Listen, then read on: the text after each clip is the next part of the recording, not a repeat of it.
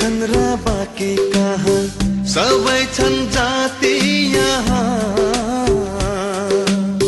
कोही छन् र बाँकी कहाँ सबै छन् जाति यहाँ गरेका मिले सबै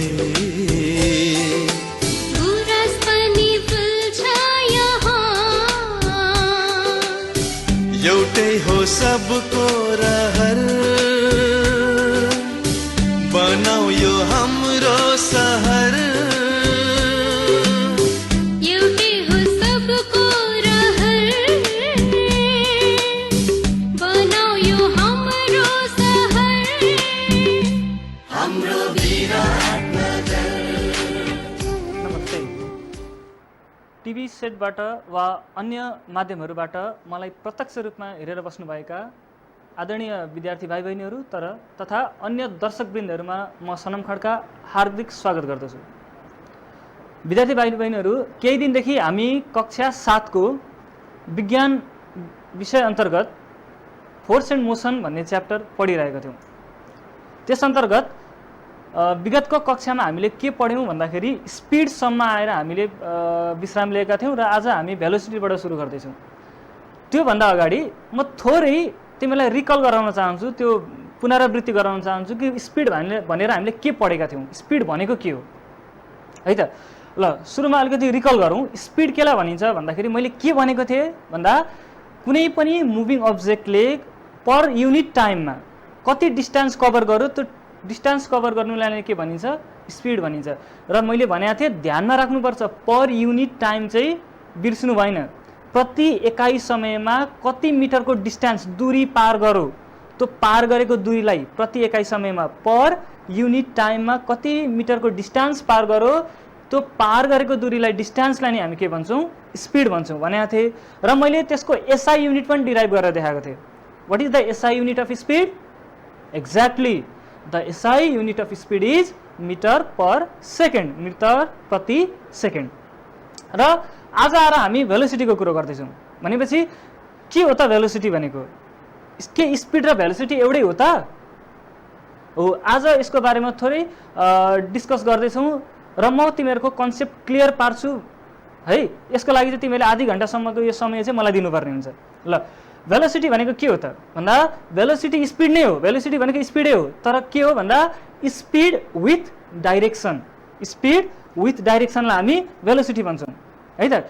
कुनै मुभिङ अब्जेक्टले कति मिटरको डिस्टेन्स पार गर्यो पर युनिट टाइममा, तर डिस्टेन्स कस्तो हुनु पर्यो भन्दा स्ट्रेट लाइनमा कभर गरेको हुनु पर्यो।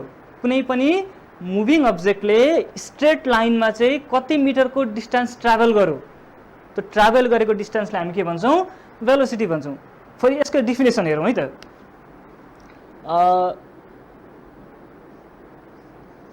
The distance covered on a straight line, or you can say path, in per unit time. Okay, see here, the distance covered on a straight line or a path in per unit time है।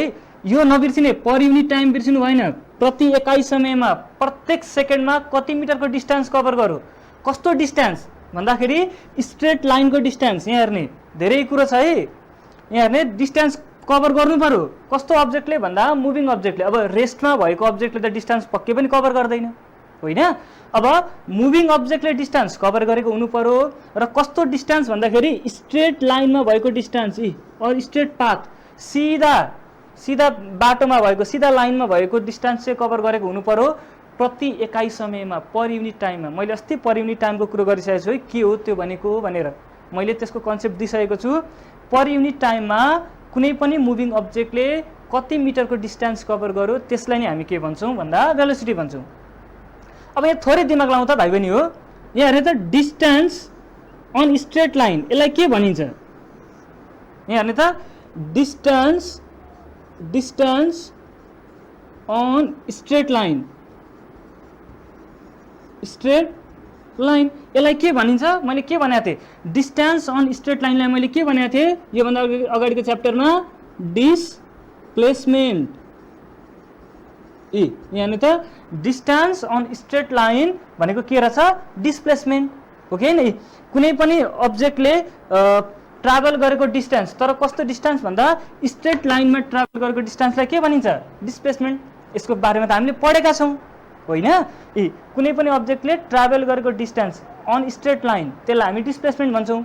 भनेपछि भेलोसिटीको अर्को definition के हुने रहेछ भन्दा यहाँ हेर्ने त भेलोसिटीको अर्को डिफिनेसन के हुने रहेछ भन्दा यो अर्को डिफिनेसन है यो द डिस्टेन्स अन स्ट्रेट लाइनलाई के भन्न पाइयो अरे? डिस्प्लेसमेन्ट। The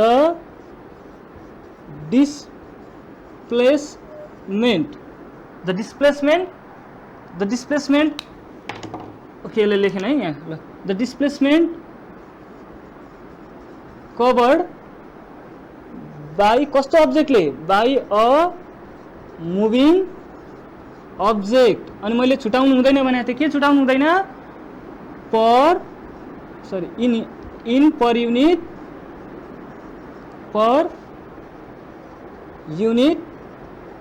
time. ल हेर्नु त यो लेखे पनि कुरो त्यही हो, यो लेखे पनि कुरो त्यही हो। मैले अघि के भनेको थिएँ? डिस्टेन्स इन स्ट्रेट लाइनलाई के भनिँदो रहेछ? डिस्प्लेसमेन्ट। मैले यही डिस्टेन्स इन स्ट्रेट लाइनको ठाउँमा के लेखेको हो? यसको ठाउँमा चाहिँ मैले के लेखेँ? यो डिस्प्लेसमेन्ट लेखेको। बुझ्यो? डिस्टेन्स इन स्ट्रेट लाइन यसको ठाउँमा मैले के लेखेँ? डिस्प्लेसमेन्ट। किनभने यो भनेको त डिस्प्लेसमेन्टै हो, त्यही भएर यसको ठाउँमा डिस्प्लेसमेन्ट लेखेँ। अनि displacement covered by a moving object. कुनै पनि मुभिङ अब्जेक्टले डिस्प्लेसमेन्ट कति कभर गर्यो? केमा भन्दा? इन पर युनिट टाइममा। यसलाई हामी के भन्छौँ? यसलाई हामी भेलोसिटी भन्छौँ। कुरो बुझ्यो? कुनै पनि मुभिङ अब्जेक्टले कति मिटरको डिस्प्लेसमेन्ट कभर गर्यो एक सेकेन्डमा? पर सेकेन्डमा एक सेकेन्डमा कति मिटरको डिस्प्लेसमेन्ट कभर गर्यो? त्यो कभर गरेको डिस्प्लेसमेन्टलाई हामी के भन्छौँ? भेलोसिटी भन्छौँ। बुझ्यो? ल अब यहाँ हेर्ने यसलाई मैले अर्को तरिकाले पनि डिफाइन गर्न सक्छु। अर्को तरिकाले के डिफाइन गर्न सक्छु भन्दा यही कुरोलाई यसलाई हेर्ने यही कुरोलाई कसरी मैले डिफाइन गर्न सक्छु भन्दाखेरि the rate of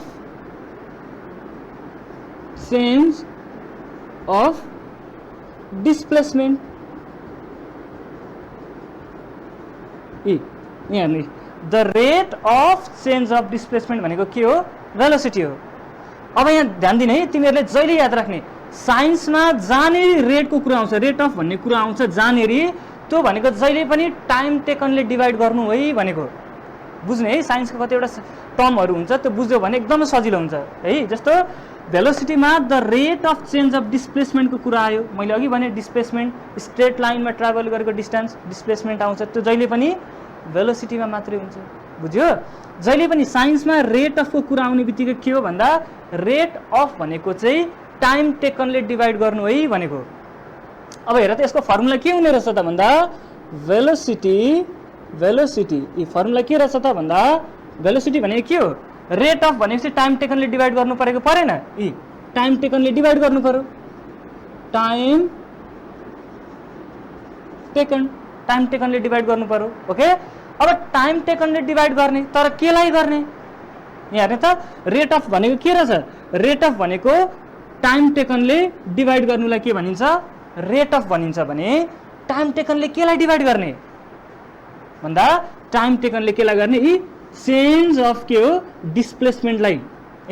rate of भनेको टाइम टेकनले डिभाइड गर्नु। जहाँ पनि साइन्सको जहाँ नै रेट अफ आइयो, रेट अफ आउने बित्तिकै सम्झिने त्यो रेट अफ भनेको के हो भन्दा टाइम टेकनले डिभाइड गर्ने। अनि टाइम टेकनले केलाई डिभाइड गर्ने भन्दा चेन्ज अफ डिस्प्लेसमेन्टलाई डिभाइड गर्ने।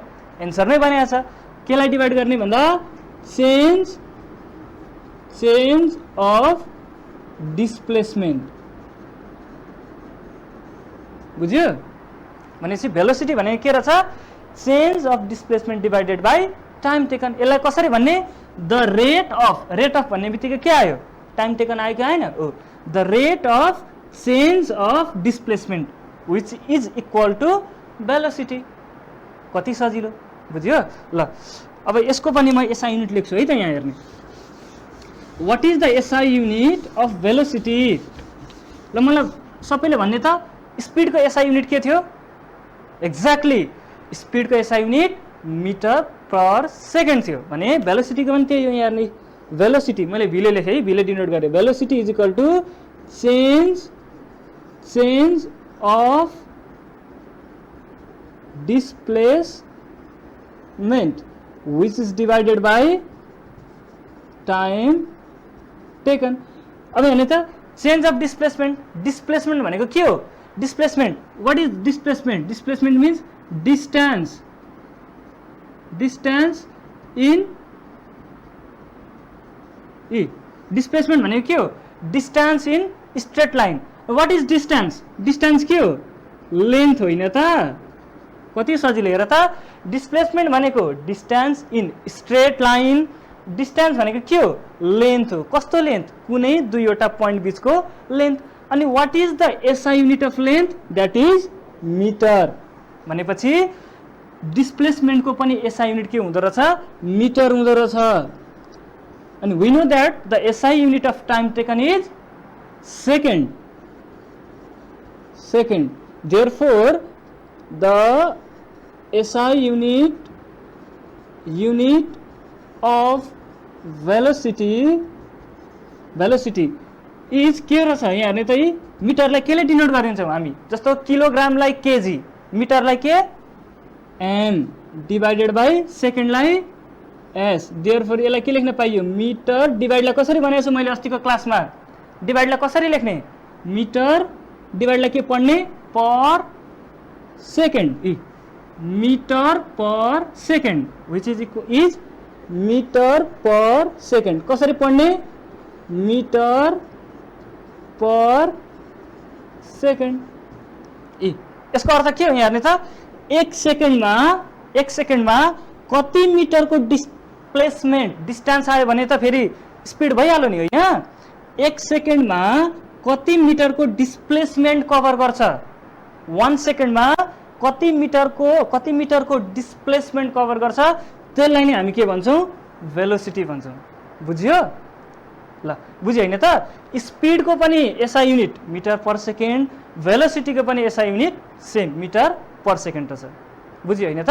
ल अब मैले स्पिडसँग भेलोसिटीलाई कम्पेयर गर्नु पर्यो भने के डिफ्रेन्टहरू आउन सक्छ होला? हेर त के डिफ्रेन्टहरू आउँछ? यहाँ हेरौँ है त। भेलोसिटी भर्सेस स्पिड हेरौँ है त। ल स्पिड र भेलोसिटीलाई मैले कम्पेरिजन गर्नु पर्यो भने डिफ्रेन्ट निकाल्नु पर्यो भने के आउँछ? जस्तो भेलोसिटीको एसआई युनिट पनि मिटर पर सेकेन्ड, स्पिडको पनि मिटर पर सेकेन्ड। के यो डिफ्रेन्ट हो? कहाँ डिफ्रेन्ट भयो त? होइन, दुइटैको त एसआई युनिट त एउटै भयो भनेपछि डिफ्रेन्ट हो है त? होइन, त्योदेखि बाहेक के डिफ्रेन्ट छन् हेरौँ त। ल स्पिड हेर्ने, स्पिड हेर भेलोसिटी। बुझ्यो? नम्बर 1 मा स्पिड मैले के भनेको थिएँ? स्पिड भनेको के हो भन्दा मुभिङ अब्जेक्टले कभर गरेको डिस्टेन्स पर युनिट टाइममा। कुनै पनि मुभिङ अब्जेक्टले पर युनिट टाइममा कति मिटरको डिस्टेन्स कभर गर्छ त्यसलाई के भनिन्छ? स्पिड भन्ने। यसलाई मैले अर्को तरिकाले पनि भन्न सक्छु, rate of change of distance पनि भन्न सकिन्छ है। Distance covered in per unit time. Distance covered in per unit time which is equal to speed. What is velocity? यदि यहाँ distance हुन्छ उता के हुन्छ? Exactly उता के हुन्छ? Displacement हुन्छ। Displacement covered in per unit time. यहाँ त डिफ्रेन्ट के छ? यहाँ डिस्टेन्स छ, यहाँ डिस्प्लेसमेन्ट छ। डिफ्रेन्ट हेर है। नम्बर 2 मा यहाँ हेर्नु त S for speed S for scalar मैले अस्ति स्केलर र भेक्टर क्वान्टिटी पढाएँ कि पढाइनँ हो S for speed S for scalar त्यस्तै V for velocity V for vector कति सजिलो सम्झिन S for speed S for scalar V for velocity V for vector है भनेपछि speed is scalar quantity it is scalar quantity and velocity V for velocity velocity V for vector exactly V for velocity V for vector it is vector quantity okay it is scalar quantity it is vector quantity मैले अस्ति नै भनेको थिएँ यदि यो displacement 0 हुन सक्छ कि सक्दैन डिस्प्लेसमेन्ट 0 नेगेटिभ आउन सक्छ कि सक्दैन सक्छ मैले अस्ति भनेको थिएँ नि त म यहाँ छु उ त्यहाँ पुगेर फेरि आइपुगे भने मेरो डिस्प्लेसमेन्ट कति हो मेरो इनिशियल पोजिसन यो भयो म कुदे उ त्यहाँ पुगे फेरि फर्केर यहाँ आइपुगे भन्दा सुरु मैले यहीँबाट गरेको मेरो इनिशियल पोजिसन यही हो त्यहाँ पुगेर फर्केर फेरि यहाँ आइपुगे मेरो फाइनल पोजिसन के भयो यही भयो मेरो डिस्प्लेसमेन्ट कति 0 मैले डिस्प्लेसमेन्ट कति कभर गरेँ 0 किनभने सुरु पोजिसन पनि यही थियो फाइनल पनि यही भयो जहाँबाट सुरु गरेको त्यहाँ आइपुगे भने मेरो डिस्प्लेसमेन्ट कति 0 यदि डिस्प्लेसमेन्ट 0 हुन सक्छ भने भेलोसिटी 0 हुन सक्छ कि सक्दैन सक्छ हैन अब यहाँ के लेख्ने त भन्दाखेरि यहाँ हेर्ने त थर्ड नम्बरमा इट मे बी पोजिटिभ पनि हुन सक्छ नेगेटिभ पनि हुन सक्छ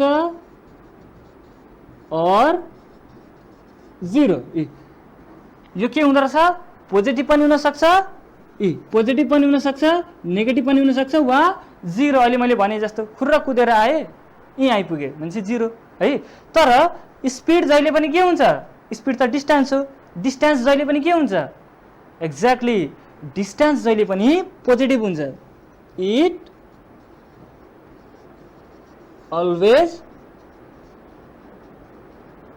पोजिटिभ ओके ल मैले यसरी डिफरेन्टहरु तीनटा पोइन्टमा डिफरेन्टहरु लेख्दिए है त बुझ्यो ओके नम्बर 1 मा के लेखे स्पिड भनेको डिस्टेन्स कभर्ड पर युनिट टाइम हो भने भेलोसिटी चाहिँ के रहेछ डिस्प्लेसमेन्ट डिस्टेन्स त त्यही हो तर स्ट्रेट लाइनमा भएको डिस्टेन्स जसलाई के भनिन्छ डिस्प्लेसमेन्ट अनि यो चाहिँ s for speed s for scalar it is scalar quantity therefore v for velocity v for vector it is vector quantity okay it always positive distance त कहिले 0 हुनै सक्दैन नि त तर यो के हो 0 हुन सक्छ त्यही भएर डिस्प्लेसमेन्ट 0 हुन सक्ने भएको कारणले गर्दा भेलोसिटी पनि 0 हुन सक्छ डिस्टेन्स 0 हुँदैन त्यही भएर स्पिड पनि के भयो पोजिटिभ हुन्छ पोजिटिभ भनेको 0 भन्दा धेरै बुझ्यो ल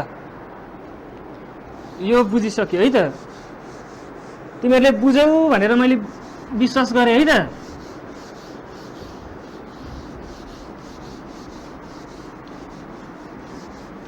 ल अब हामीले एउटा सानो टपिक यहाँ बुझ्नु पर्ने हुन्छ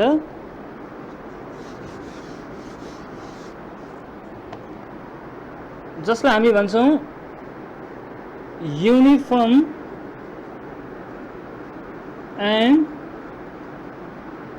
non-uniform velocity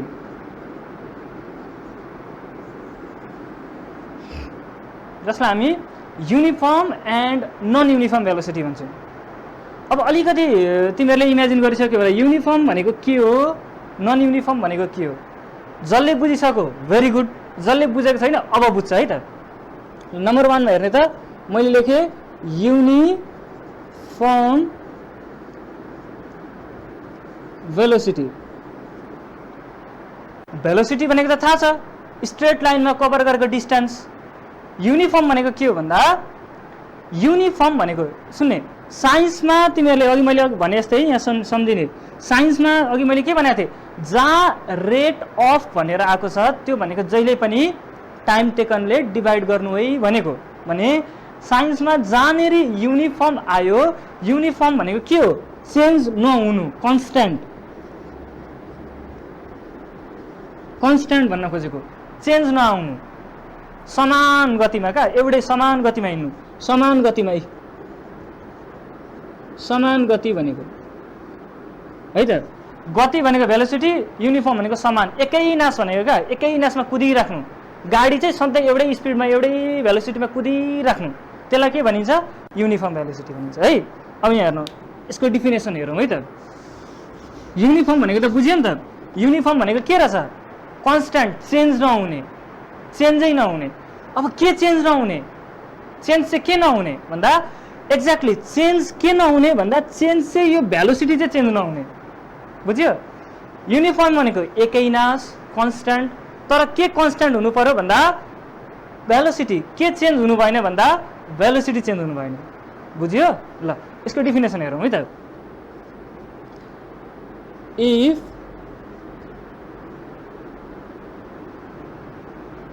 if a body covers equal के डिस्टेंस, सिंपल डिस्टेंस लेख्दा भयो वा डिस्प्लेसमेन्ट लेखे पनि भयो है। Equal distance in each interval of time, it is called uniform velocity। के रहेछ त युनिफर्म भेलोसिटी भनेको भन्दा मैले के भने एउटै चेन्जै नहुनु, एउटै गतिमा एउटै स्पिडमा हिँडिराख्नु, त्यसलाई के भनियो? Uniform velocity. अझै मजाले भन्दा चेन्ज कस्तो चेन्ज नहुनु भन्दा यहाँ पर unit time, each interval of time, बुझ्यो? प्रत्येक 1 सेकेन्डमा हेर्ने हो भने त्यसको भेलोसिटी त्यति नै हुनु पर्यो, चेन्जै नभएको हुनु पर्यो है। कुनै पनि मुभिङ अब्जेक्टको चाहिँ भेलोसिटी त्यही भइरहेको, चेन्जै आएन भने त्यसलाई के भन्ने? चेन्ज नआउनु भनेको युनिफर्म। केमा चेन्ज नआउनु भन्दा भेलोसिटीमा चेन्ज नआउनु। एउटा एक्जाम्पल हेरौँ सानो,